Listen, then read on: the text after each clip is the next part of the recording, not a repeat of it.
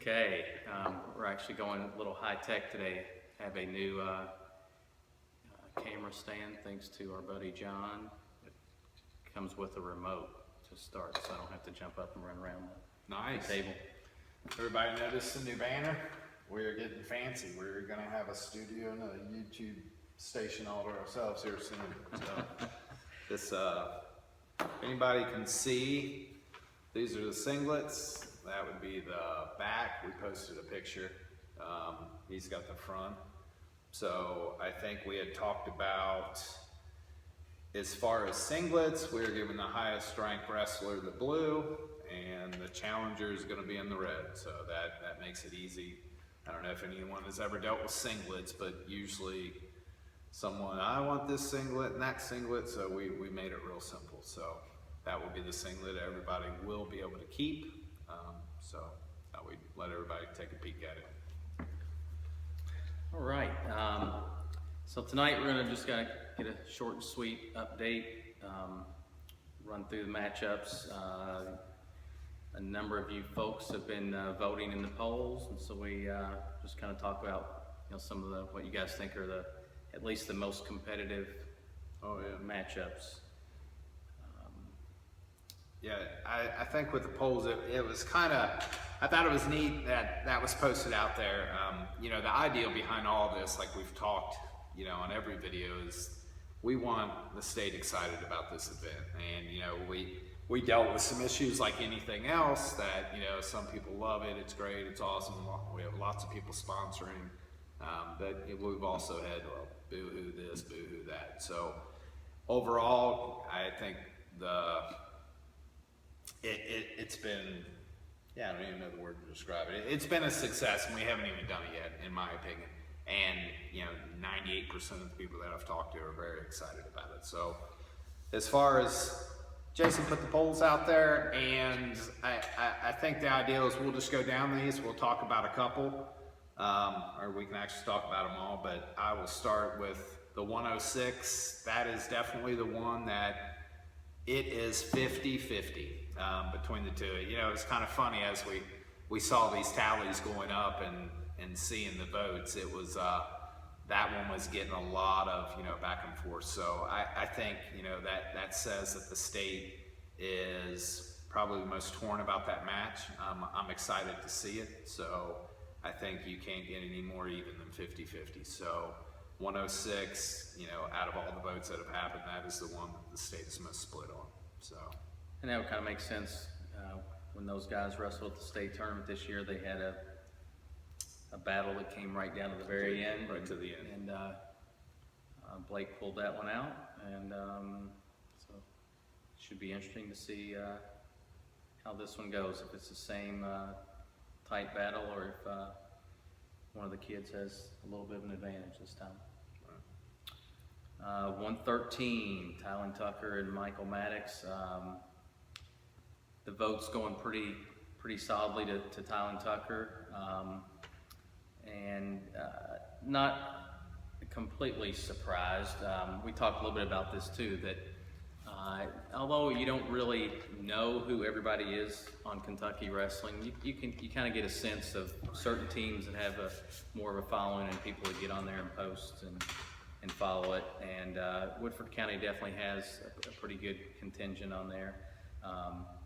On top of that, I know Maddox is a soccer player, so he's probably not had as much mat time as Ty has. So Ty may be a little more prepared for this kind of a preseason event. So not all that surprising that he is kind of coming in as the favorite. Yeah, I figured that with, I think probably most people in the state that's not even familiar with Tylen probably remembers this year, the match at state, him and Saul. That was a match, and I feel like with Tylen, he's been enough places, placed at enough events that he's almost becoming a household name, as far as in the state. So. I personally, I didn't know where the voting would be. Maddox, he's a strong kid, so I'd be curious to see how these two, which in a few days we're actually going to see it. So you know, I think matchup wise, I probably see why the voting went the way it did, but you know, I think this is going to be a good matchup for those two. And something that just popped into my head around this. In the next couple days, we'll post some updated rankings based on all the feedback we're hearing with some kids and weight and some changes we're making. But speaking of Ty here at 113, Woodford County definitely has some shifting going on, and right now I'm not really sure how to address it in the rankings, because I'm not real clear how it's all going to shake out, and I don't know that even the Woodford County folks are completely clear how it's going to shake out. So at this point, we've kind of left things as is, but we're pretty confident there are going to be some changes. I mean, I don't think it's any secret that Hearst weighed in at 16, 2 weeks ago in Indianapolis, and we've talked about this before. It makes sense.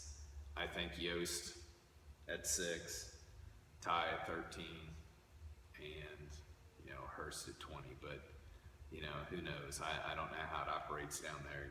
We have heard rumblings lately that Hearst will go 15. 2 pounds comes. What happens to Yost?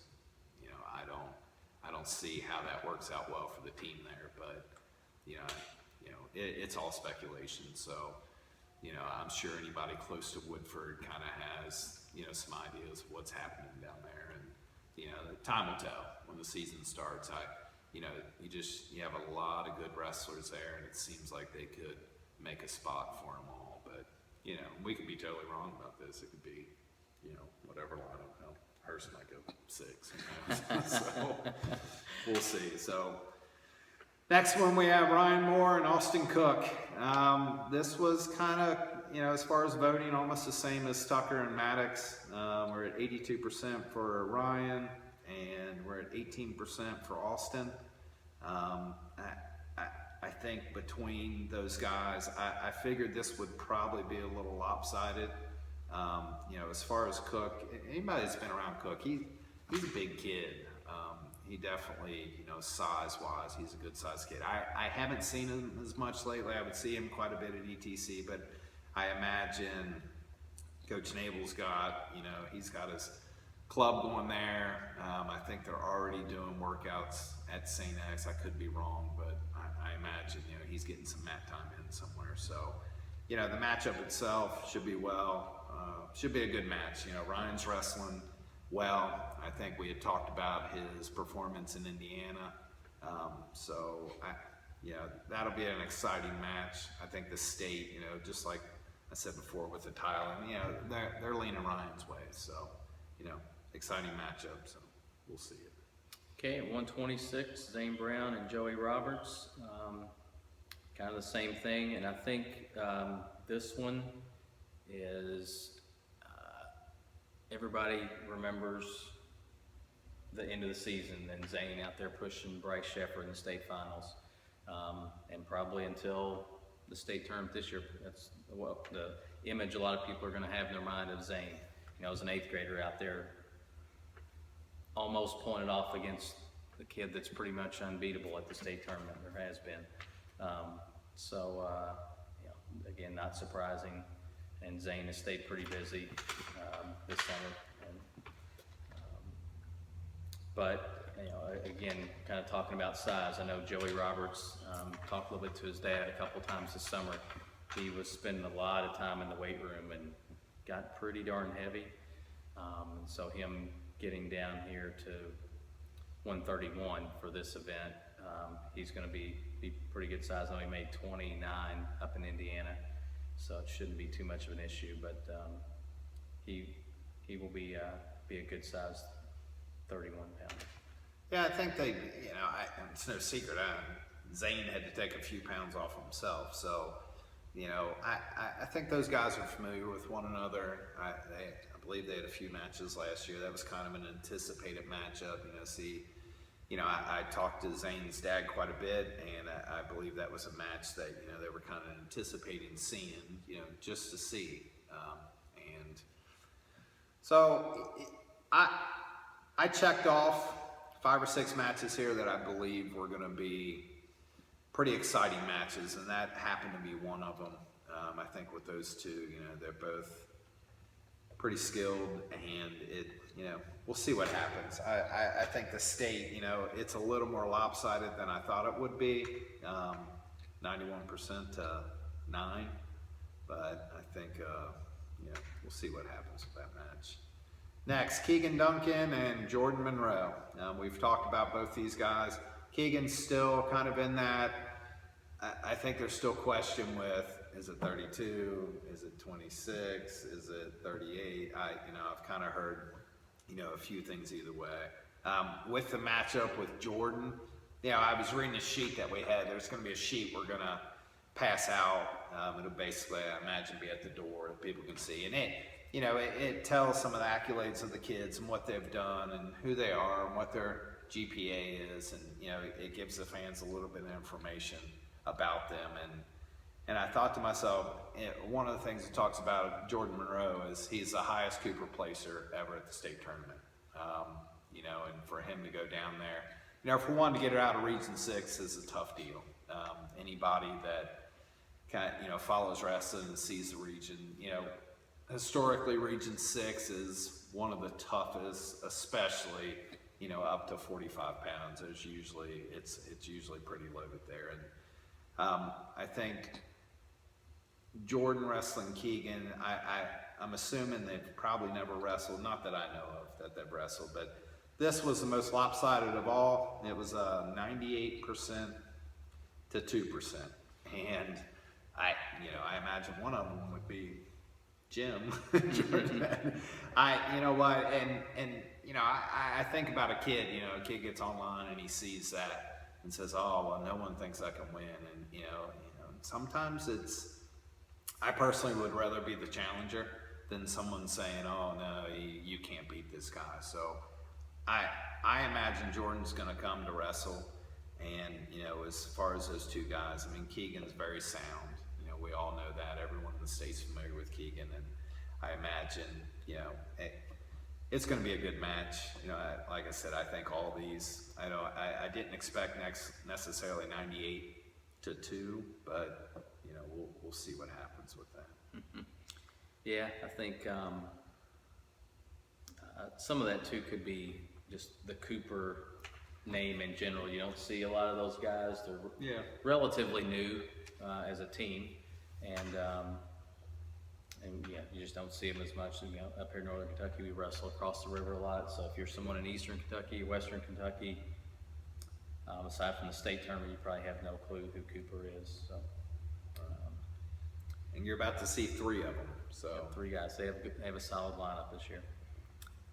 Okay, I think the one match in here that was probably personally the one I was looking to the most, 138, Angel Vasquez and Trent Johnson.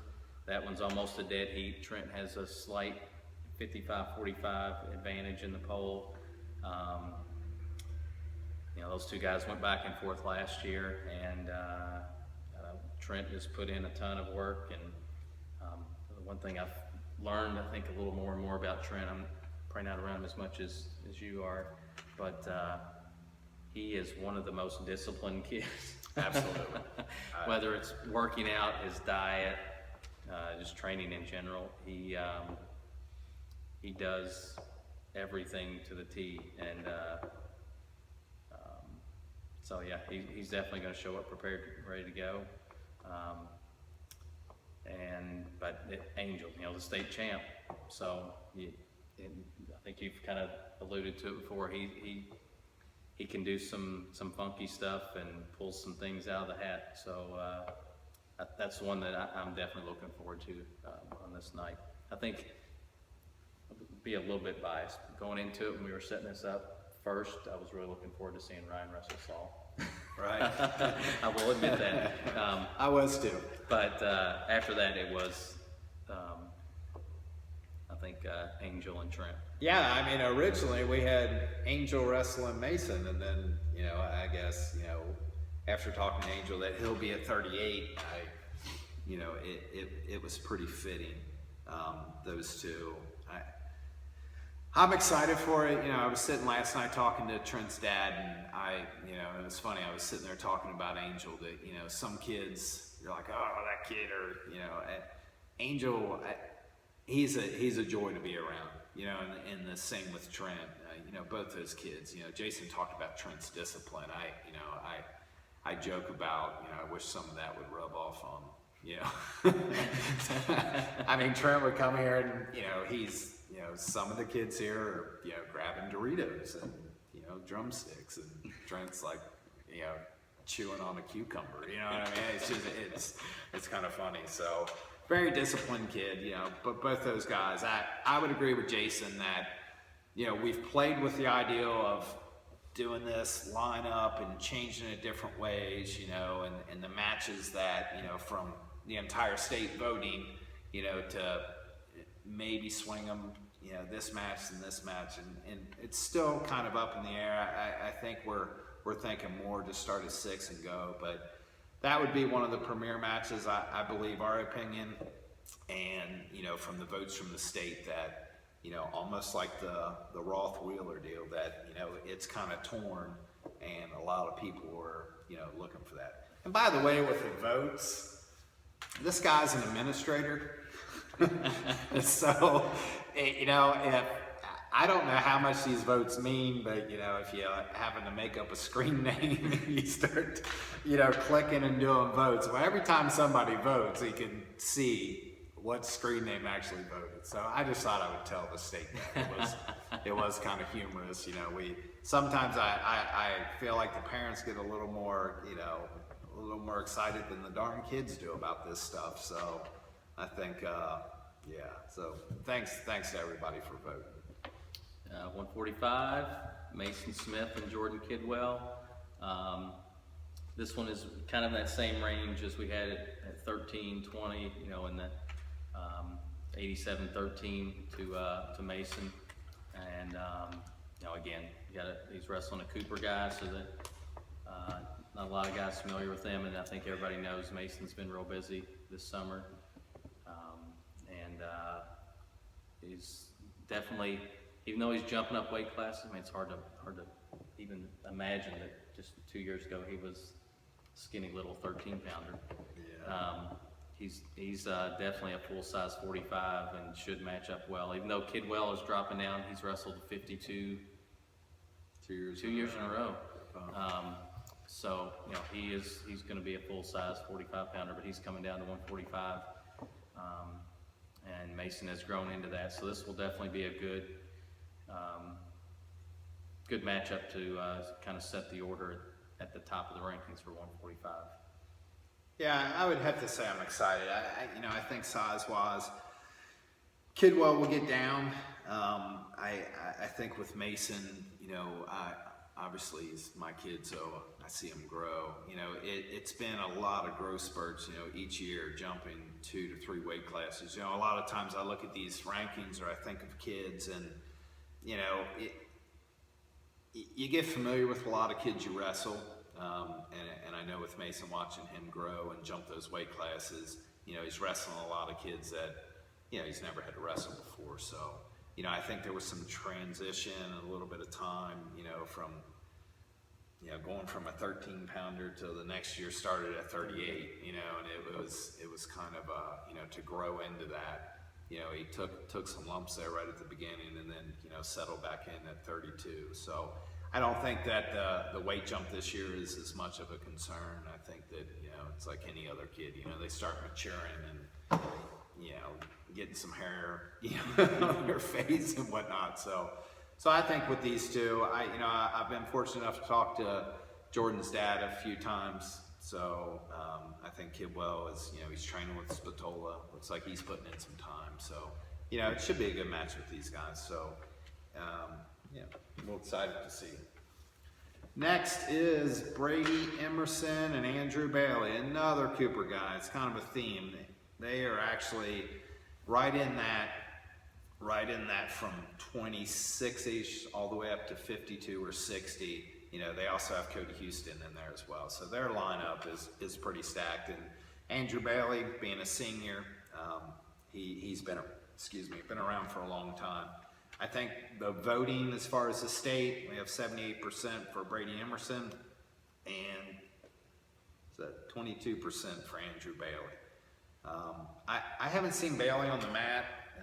You know, I wasn't real familiar with the Cooper. You know, I didn't see him in any tournaments that we were at. Not that I can remember. The only thing I got to see him all at regions, and then obviously at state. So I know Bailey's been around for a long time. And as far as Emerson, I was sitting in practice last night. You know, he's a monster. So we'll be weighing these kids in. So I'm gonna, you know, we'll see his weight. And I think he said he has, I don't know, hollow bones or something, or something has light. I think I've claimed that. Yeah, light bones or something. I don't know. So, you know, it'd be fun. Brady, you're gonna have to take out the earrings. If you're watching this, you can't go out there like that. I saw your intro music, so we're gonna have to lose those earrings. And Bailey, it'd be exciting to see you out there on the mat. So, good luck to you guys. Okay, our second 152 match, Derek Smallwood and Tristan Bedita. Another kind of 80-20 in the poll, and I think our buddy Goo said that he thought a lot of people were underestimating Bedita. He did say that, Bedita. So I think he's coming down on the Bedita side, and I got a message that Coach Bedita is actually going to come down and sit in the corner. So I'm not sure it'd be interesting to get his take on this whole thing and what he thinks about this idea.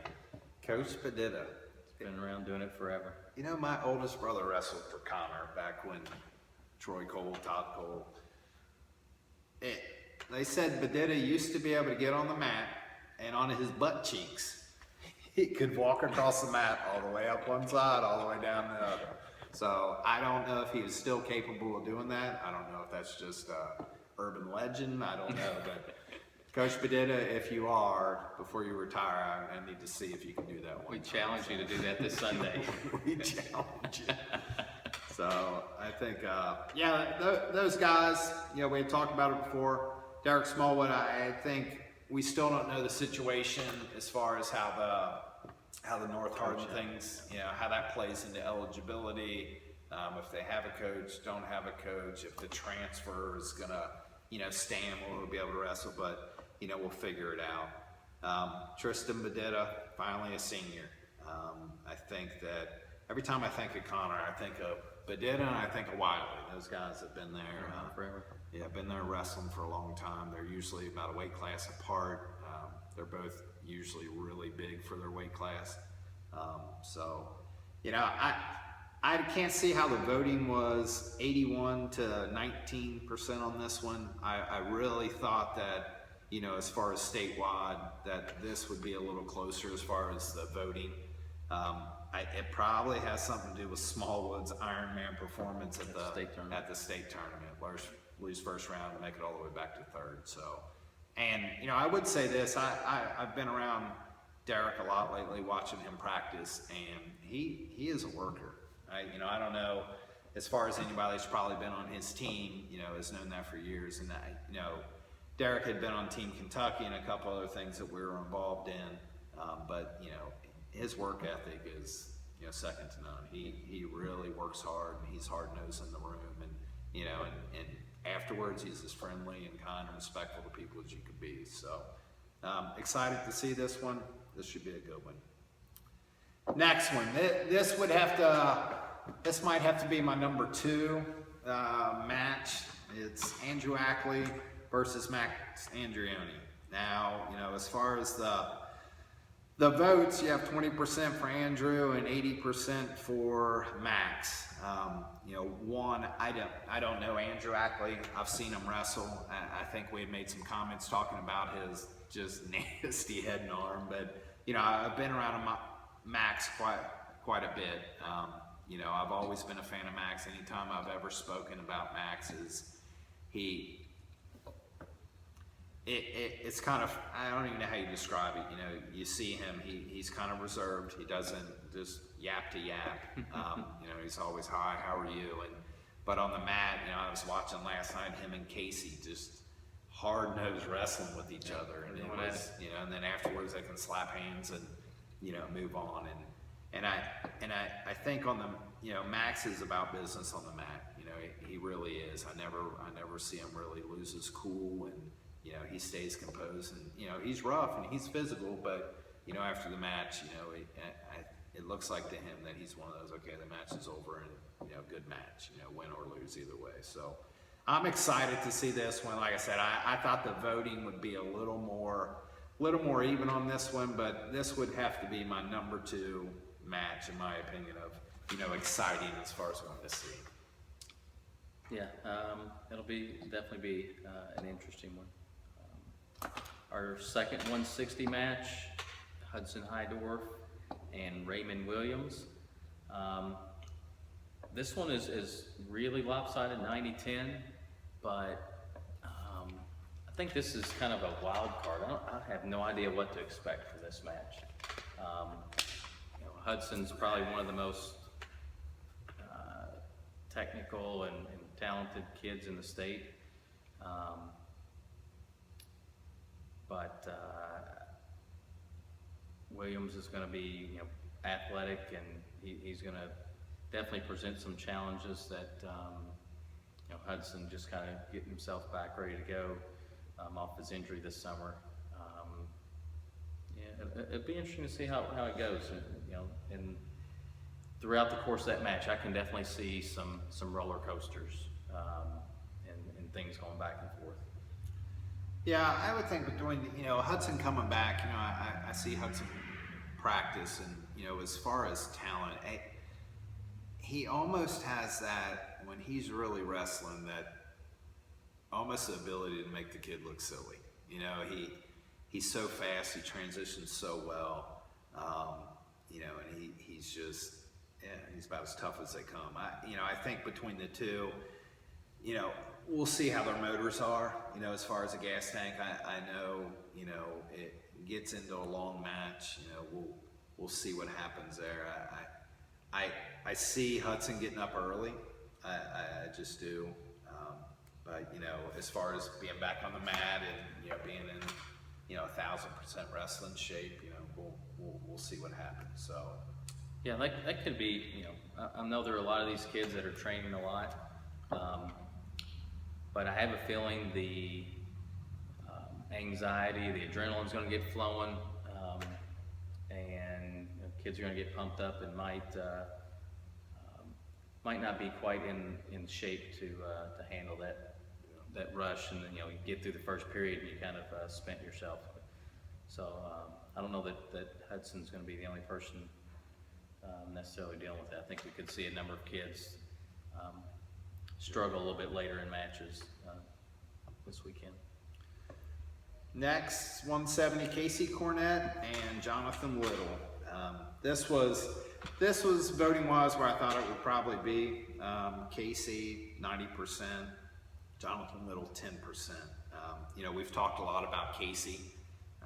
You know, as far as what he's done this year and, you know, the gains he has actually made. You know, I think, you know, anybody that comes down there and gets to see Casey wrestle, you know, from the state tournament till now, he's I don't even know how to describe him, mature. You know, I used to joke about Casey when he was, you know, he was a middle schooler, and I remember watching him wrestle, and I don't even know where I was, but I was sitting next to a parent, and we were watching Casey, and he was down.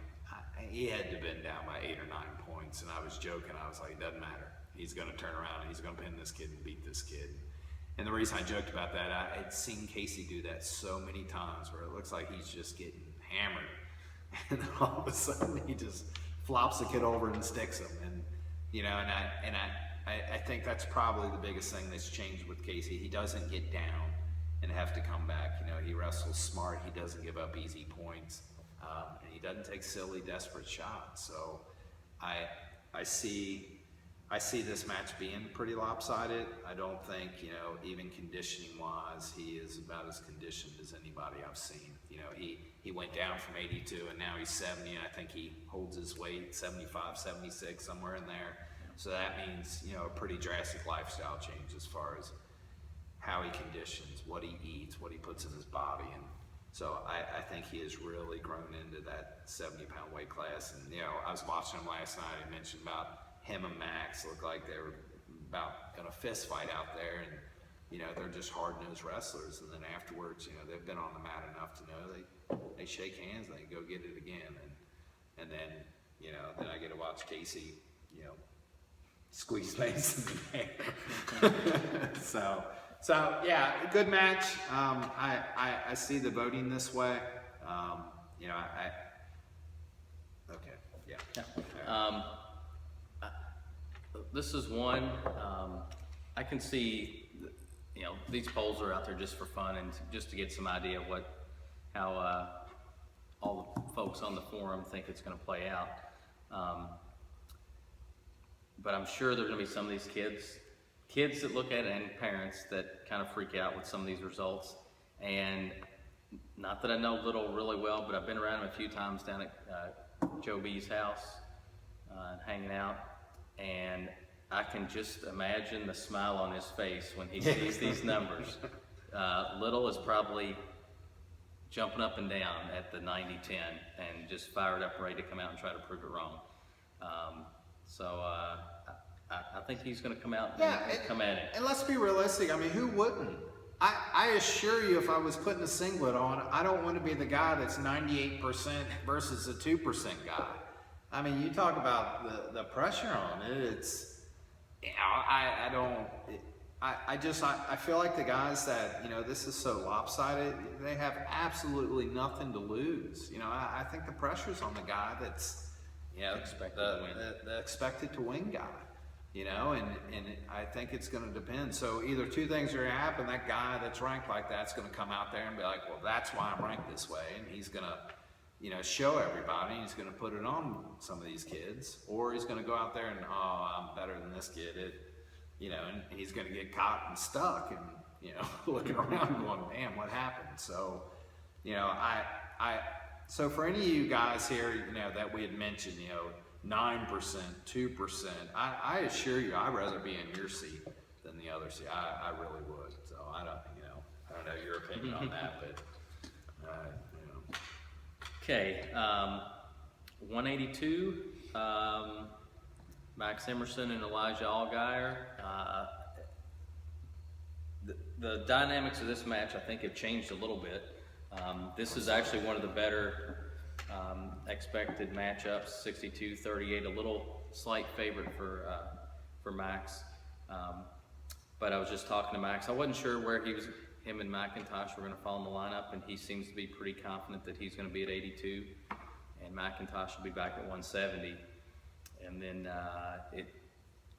early indications were that Allgaier is going to come down to 182. So this very well could be a match kind of for the top spot at 182. They are definitely two of the top guys there, and so this will be kind of a big match just to start the season off at that weight class. Yeah, this was my number 3 match. As far as exciting, I've made jokes and I've talked about Max. I've spent a lot of time watching him wrestle this year, and Allgaier, I couldn't say enough good things. I really think this is going to be a fun match. I would say points-wise, there's going to be a lot of points scored in this match. That would be my opinion. I can be wrong. These guys go to overtime. It's 1-0 on a ride. I don't know. But now I'm with you. I could see this almost being kind of like the current freestyle matches where you see 20-18 or something. I could definitely see that. And it was interesting. Jason talked about McIntosh. Those two basically switched, and McIntosh, state champ, going down to 70. So now you have Casey Cornett, you have Alex McIntosh, and you have Johnny Myman. All three solid guys at a 170-pound weight class. If that happens, that'd be pretty exciting. Those three guys, Mima being a 2-time state champ. Casey, runner-up twice? Runner-up in third. Runner-up in third. And then, McIntosh winning it last year. So, 70 will be, those 3 guys at the top, know how to win. So, All right. I guess just one quick note, 195 will be Tyler Frankrone, and I have been working away feverishly. My phone has like 80 gazillion different texts and voicemail messages on Frankrone's opponent, and it is still not 100%, but we've been kind of burning up Indiana and Ohio, all of our contacts there, and working out this matchup, someone that can make it down here on Sunday. We could have called Matt Brown. I don't think Matt Brown would have been scared. I don't.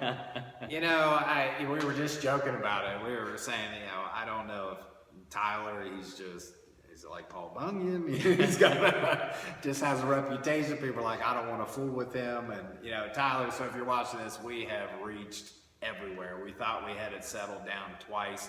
The idea with it is, Tyler, we don't want you to just, hammer some kid and pin him in the first period. That's, that doesn't do anything for anybody. So, the idea, we were trying to get us a ranked guy as well. And, we thought we had the number 10, we thought we had the number 8 at, 182, and, they keep falling apart. We've even offered to pay gas money to get a guy down here. So we're still working on one, from up north. Yeah. So way up in Indiana. So another ranked guy. So hopefully we will have an answer to that in the next day or two. If not, I'll probably have to reach out to, I don't know, I think Matt Lee would wrestle. Matt, if you're watching this, I know you still have a singlet. We could get Matt. Matter of fact, we could do Matt and Mike. And they could just tag team each period. Oh, wow. And that way they don't have to worry about conditioning. So they both come out in the third. They could. That would be okay. Even it up. So we're working on it. We should have an answer in the next day or so. I don't know if we'll make an announcement. We'll probably post it if we get it confirmed. If not, maybe we do King of the Mat. You know what I mean? And we let, I don't know, the little guys, 126 and down, they get 2 guys. So both challengers can tackle Tyler. So we'll have someone out there for Tyler to wrestle. We'll figure it out. All right, last one. Brandon Reed and Colin Portman. This would be, I think, number 4 match for me. We've talked about this before.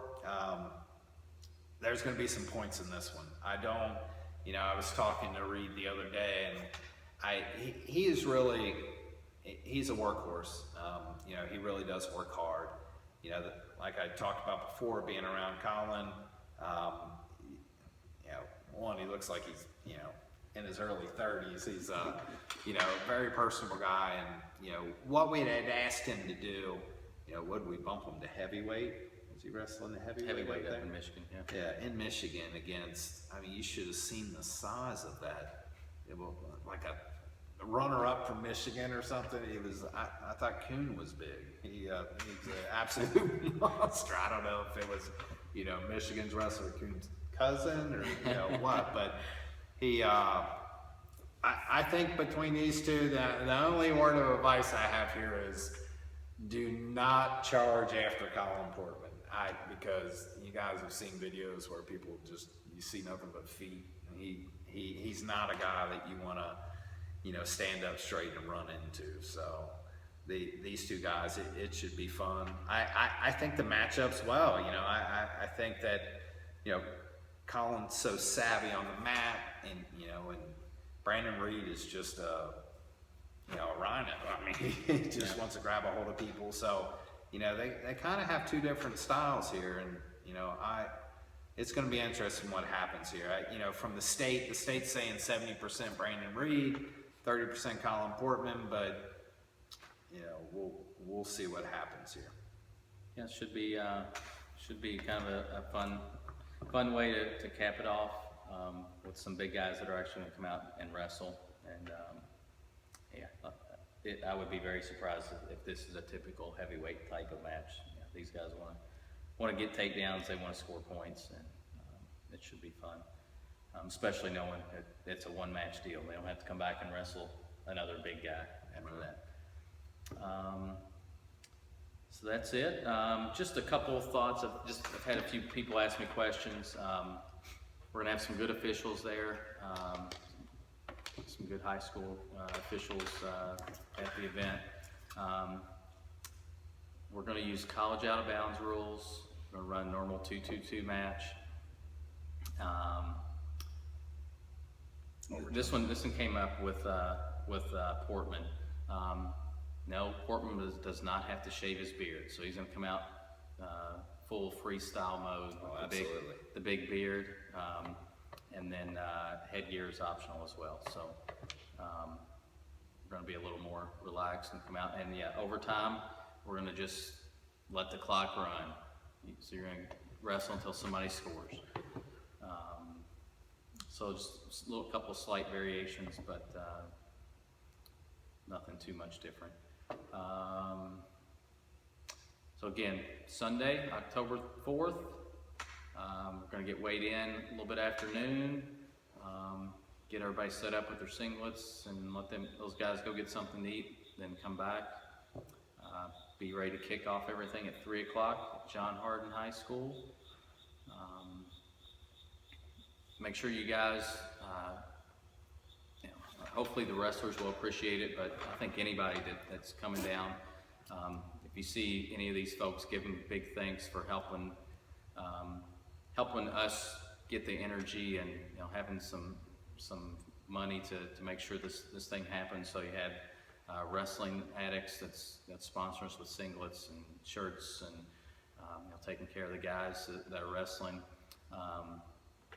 The wrestling clubs that really stepped up, ETC, NOOX, and then Naval. Those guys made nice donations to help us out. Brandon's company, Core Optics, is helping us out quite a bit as well. And then the E-Town Athletic Club right there in Elizabethtown, with a big sponsorship to help make sure this goes off well and we have a successful first run at it. And ETC? Yeah, ETC. And I got confirmation today that the most outstanding wrestler trophy was picked up. Yes, we're going to have an outstanding wrestler of the event, and that is sponsored by ETC. So, Coach. Okay. Coach Boston, thank you. Coach Boston, thank you. Thank big you. thanks. We appreciate all your support you've had. So yeah, he was definitely a big push to make this happen and give us kind of push us over the edge and make sure we got the ball rolling. now, if he could only find us a Tyler Frank Cronin opponent. Come on, we're waiting on you. All right. Well, thank you, and we will see everybody on Sunday. Last thing is the coaching. You know, I've had a few questions about that. These kids, you know, you can have whoever you want coach. You know, it's totally up to the kids. If they want to all grab Jason Moore, they can. So just Jason, I want you to coach me. So, I don't expect that to happen too often, but and I did ask if the wrestlers' parents, someone could send me an email. You know, if I'm trying to think of somebody, Zane Brown, if you're going to have Coach McCoy come down and coach you, make sure I know so we can put him on a list. And at the gate, they don't make him pay to get in. We want to make sure your coach is not upset because he gets there and he has to pay $6 to get in so he can coach you. But so send an email, put them on the list, because what'll happen? We'll have 14 coaches come that. Hey, I right, coach. yeah. So, If they're not on the list, they're going to have to pay to get in. there you go. All right. Okay. Well, thank See you, a big everybody. crowd Sunday. Hope to see you guys. Sunday it is.